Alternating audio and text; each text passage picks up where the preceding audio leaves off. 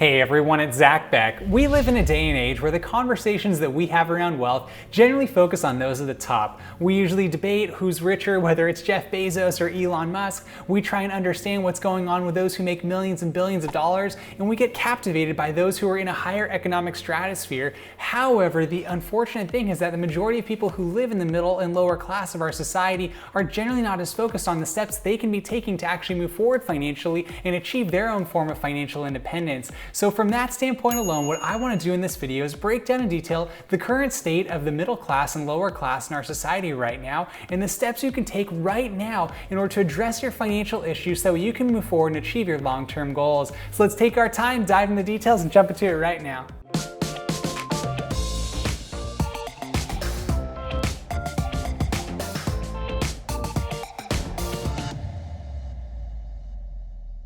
Nearly 76% of Americans live paycheck to paycheck, struggling to pay their monthly mortgage, their rent, their car bills, their groceries, and their debt, and other things they might have accrued over time. And they get in this cycle where unfortunately they get paid on one day and they have to spend it all the next day, and they just have to wait until the next time they get paid in order to feel financially secure again.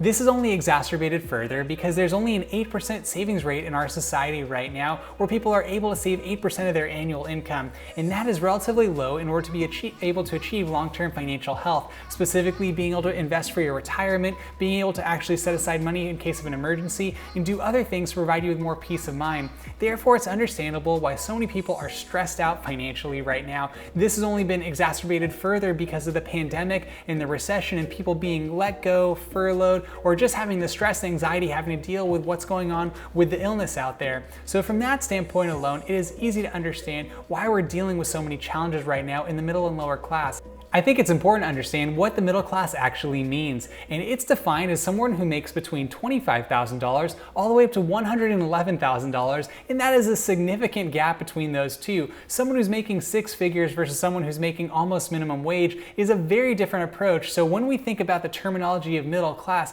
it really means basically everyone. And there are obviously people underneath that in the lower class, and that's even more difficult. People who are making minimum wage or below minimum wage. So clearly, financial literacy is important for those who are trying to get out of this right now, because I think it's too easy to get trapped in the cycle that many people are in, not just as being in paycheck to paycheck, but the articles that we read, the things that we listen to, and the areas of our society that we focus on. We glamorize those who live at the top, who are either billionaires or millionaires, not disparaging them at all. They've worked hard, they get what they get. That's totally cool in a capitalistic society to be able to achieve that, and I hope you can as well. But I don't think we should have the framework in our mindset where we think we're either a millionaire, a billionaire, or we're a failure, because clearly there's a lot in between there. So from that standpoint alone, try and make adjustments necessary in order to be able to get your financial footing in order, because there are clearly things against the middle class right now that are making it more difficult, but most of those are self-imposed wounds, and specifically our spending habits. Right now, like I said previously, there's only an 8% savings rate in the middle class. Obviously, some people are saving a bit more because they got their stimulus checks and they're not able to spend out as much in society because traveling is restricted and restaurants are restricted. But I would say, generally speaking, as we get out of the pandemic, that savings rate is gonna go down even lower afterwards. So hopefully, if you can make adjustments in key areas of your income right now, in key areas of your budget, that will assist you in hopefully being able to be a part of the middle class in a way in which you're a bit more financially secure and less stressed out, because that's ultimately what I want for yourself, because I'm sure you're facing some sort of financial challenges over the last year, and hopefully you can move forward and actually get out of that. So what I want to do right now is look at a couple of areas of your budget that you could hopefully make some adjustments in to help you move forward financially and achieve your long-term goals. Because like I previously said, the middle class is basically financially ruined right now if they continue in this cycle of living paycheck to paycheck and not saving enough of their money. So the first area that we want to focus on is housing. Now, an important element for you to be aware of is try to not spend any more than a third, and preferably less than that, of your income, more like 25%, on your rent or your mortgage. And the reason why is that the more and more you spend on your housing costs, that is one of your largest monthly expenses. So it's much easier for you to cut down expenses there that are going to add up more over time, more so than just cutting back on cups of coffee and things of that nature. Take a look at this big expense and do something about it. Furthermore, there's a terminology called house hacking. So if currently you own a house and you're able to, maybe you own like a duplex, maybe you can rent out another side of it and live in the other. Or perhaps you have an extra room and you could rent that out, help lower your overall monthly liability, and that would help you overall long term. So those are a few practical things if you're in over your head right now financially when it comes to where you live, but also consider if you're renting, if you need to move and downsize, scale back your overall monthly expenses so that you can save more money and set it aside. Now clearly it's important to live in a healthy environment and a safe environment, so you want to make sure your housing is secure. You don't want to just be living in a dangerous situation at all. But if you're able to make tangible approach where you can actually scale back your expenses towards your housing, that will have a dramatic impact on your finances as a whole. For example, if you could take up and cut $500 out of your monthly expenses for housing, whether that's for rent or a mortgage, and you took that $500, invested into a Roth IRA, that's the max amount you can contribute over the course of a year, you would save not only $6,000, but then you'd be investing that same $6,000 into your overall success long term.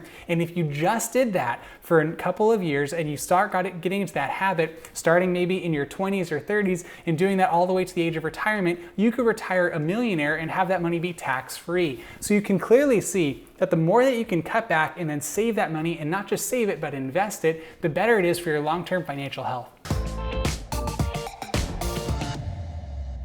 An essential area to focus on when we're looking at our finances is our transportation. Now, there are various approaches that you can take. One of the biggest things that I would encourage you in is to not buy a new car. Now, I know there are various people out there who really like a brand new car and maybe they value that, and that's totally fine, that's totally cool. But I would say that currently where we're seeing our financial picture for the middle class of those living paycheck to paycheck, those being in deep in debt, and also those not having any money set aside for a rainy day or just saving for their retirement, a car expense is one of the biggest areas where you can really cut back. Now, if you want to have a nicer car, what you want to do is actually go ahead and purchase maybe a nicely used car. So something that's just a few years old, because what you'll find with vehicles is they depreciate in value very quickly.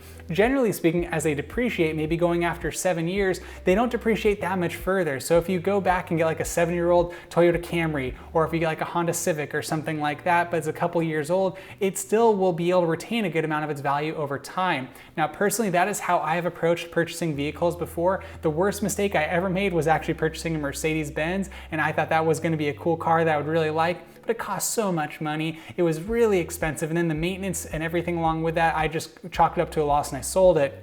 But every other car I've had has been used, whether it's a used Toyota Prius, a used Toyota Tacoma, things like that that actually are very, easy to drive. They have good low maintenance costs, but generally speaking, they're gonna run a long time. Now, I'm not saying you should go for a Toyota specifically. If you have another brand that you like, that's totally cool. What I am saying though, is that if you can avoid having to purchase a new car and go with more of a used car, it's better. Also, you wanna avoid leasing vehicles. Leasing is actually a very expensive approach towards doing that. And also you wanna avoid having a high interest on any sort of loan you take out for a vehicle. It's better to purchase a car outright. If you can buy a used one and pay for it whole, that's much better than financing it. When you finance a vehicle, generally you're going to pay high interest rates if you don't have great credit, and that's going to cost you a lot of money over time on a depreciating asset. It's different when you purchase a home and you get a mortgage rate that's locked in at a low rate, because over time your home should appreciate. On the opposite end, a car continues to lose value over time and you're still spending a good amount of interest on that same vehicle.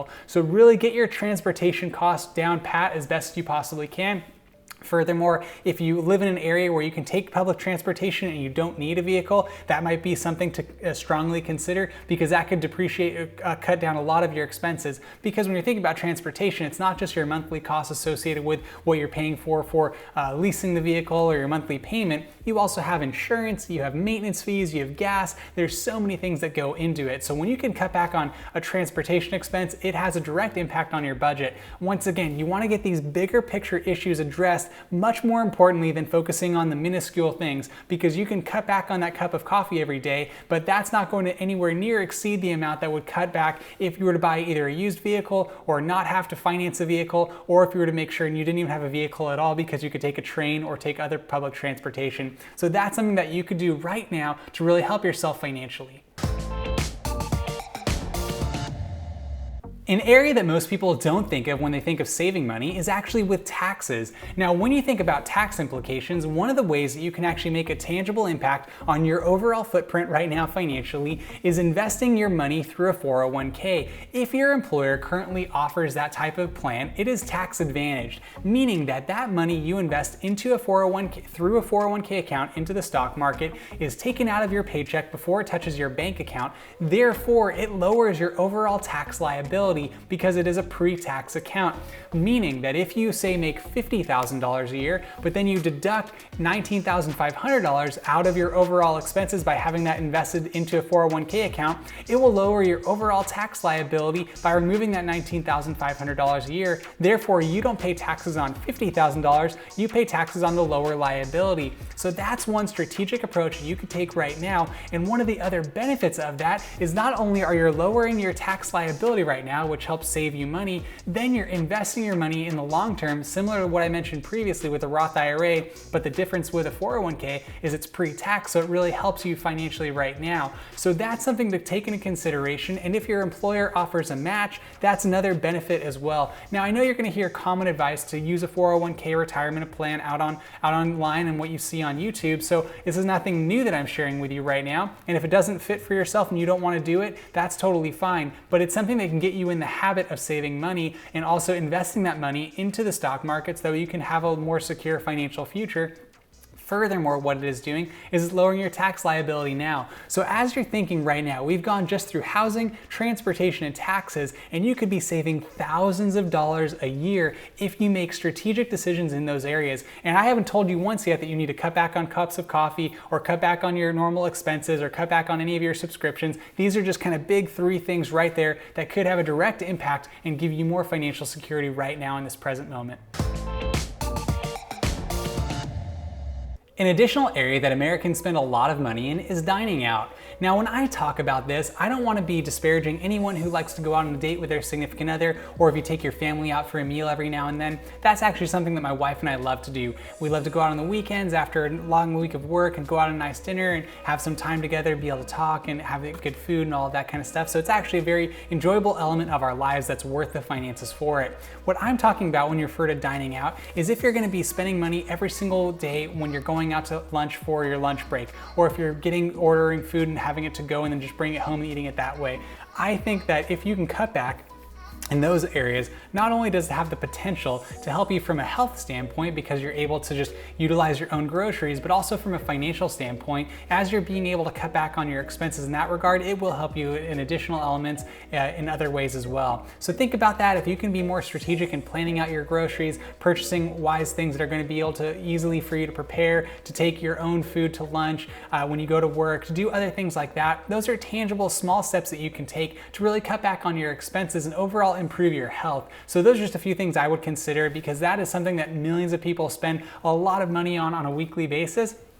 But if you do it in balance and moderation, or maybe you go out on a nice date over the weekend, or you take your family out for a nice meal, or if you just get something for yourself that you really enjoy, but then the rest of the time you're making your own meals, you're preparing them accordingly, eating plenty of fruits and vegetables and lean proteins, things like that. Those are some steps that you can take that I believe would actually help you a lot, not only from a physical standpoint in your health, but also from a financial standpoint. Now, clothing and apparel is another area that people spend a lot of money on. Now, I am someone who actually enjoys fashion. My wife is very into that stuff, and so I like to make sure that I have good clothing, but just because you like good clothing doesn't mean you need to spend a lot of money on it. There are great places that you can go and purchase things, whether if you go and get stuff on sale at like Zara or H&M or at Nordstrom Rack, you can still spend about the same amount for something on sale that's a nicer quality brand than if you were to go and actually pay for the same full price amount at a department store or at a normal store at the mall, or even at places like Target. So just be strategic and intentional. Just because you want to get a nice brand doesn't mean you need to spend a ton of money on that, but also it's better, instead of just buying a large volume of not good quality things, maybe buy less volume of better things that you're going to wear on a more regular basis. For example, I get these kind of t-shirts that are just from a company called Top Man, and I just get the same style of t-shirt but in different colors, and that just keeps it real simple for me and also limits my thoughts every single day of how I actually have to think about putting together an outfit when I'm getting ready for work. Similarly with like button downs, I'll just get them from H&M or from other places as well, and they're just simple. I think one I'm wearing right now I think costs like $5 and it was on sale. So I'm just telling you this from the standpoint that if you take your time and your effort, you can actually get the things that you like, but you can do it in a much much better approach.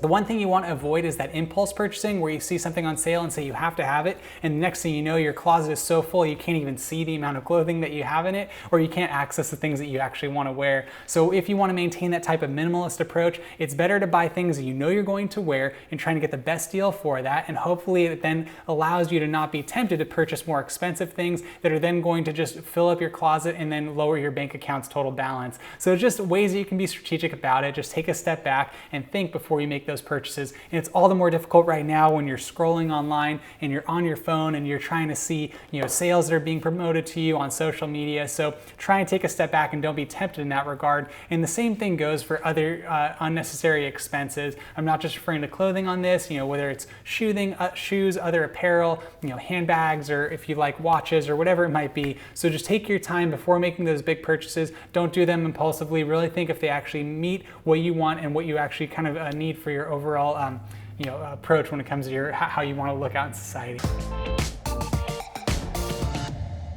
A big area that we need to focus on when it comes to our finances is debt. And like I said before, many people are struggling to pay their monthly bills, and debt can actually be one of the things that's weighing you down. So if you have consumer debt, any sort of credit card debt, try and do your best to not carry a balance on a monthly basis. If you are in a hole right now where you're thousands of dollars of debt and you're trying to get out of it, utilize a system such as the Dave Ramsey method, which is specifically the Debt Snowball Method, where basically you pay off your lowest balance debt first, then you go to your next highest balance debt, you pay that off, and keep doing that until you've wiped out all of your debt completely. If you're able to get all of your debt wiped out, it will help you substantially in order to be able to actually move forward on a positive net worth and actually being able to invest your money as opposed to just having to pay off money that you've previously spent. So from that standpoint alone, think about debt very seriously. Do not carry a balance. I'm not saying you don't use credit cards, because you can actually benefit financially in building up your credit score so you can go purchase a home or do other things with a good credit score. So you still need to use credit cards every now and then. Just make sure you do not carry a balance, because that is a slippery slope and it's so easy to fall back financially if you get stuck in that cycle. And from that standpoint alone, try and avoid getting, if you do take out any sort of a financial approach when it comes to debt, like a mortgage, just make sure you keep that interest rate very low. Maybe if you can strive for, something like a 15-year loan, that would be better or preferable to a 30-year loan. And if you're gonna buy a car or anything like that, like I said, avoid doing that, especially because most car interest rates are gonna be pretty high. So just do everything you can to scale back your debt, try to not carry any sort of a balance, and limit the amount that you're using your credit cards, because you might be psychologically more tempted to purchase things that you cannot afford if you're doing them on credit. So just be very thoughtful when you're going through that approach.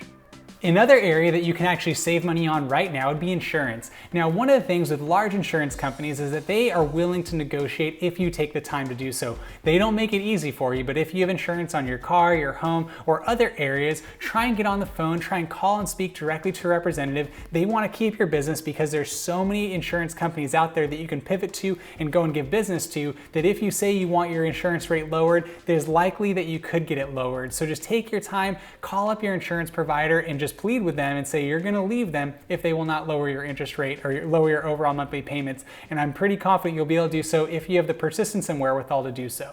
And when you're thinking about all of these things, what I just want to encourage you in is just maintain balance and moderation. I think it's important as we're trying to make strides financially moving forward that the ultimate goal isn't just to have a big pile of money at the end of the day. You still want to live in the present, live your life the way you want to, but you want to be wise in how you approach it. So from that standpoint alone, I hope that these tips will allow you to make tangible steps right now that you can take to help you secure your financial present and actually prepare you for your financial future. And if you're able to do those things, like I said, cutting back your expenses when it relates to your transportation, your housing, if you can actually start saving on your taxes, if you can lower your debt, if you can spend less money on dining out, if you don't spend as much money on clothing, if you're able to cut back on your insurance, and then doing all of those things right now, I really believe it'll help you provide with a bit more stability so that we can focus on other areas of your life outside of finances.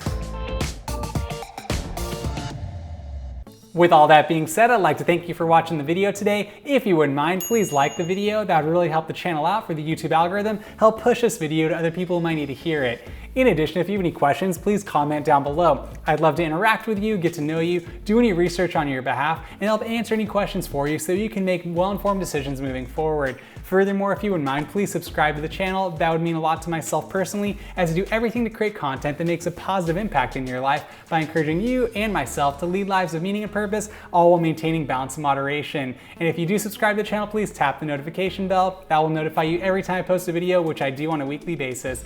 Once again, I'd like to thank you for watching the video today. I hope you have a wonderful remainder of your day. Talk to you next time.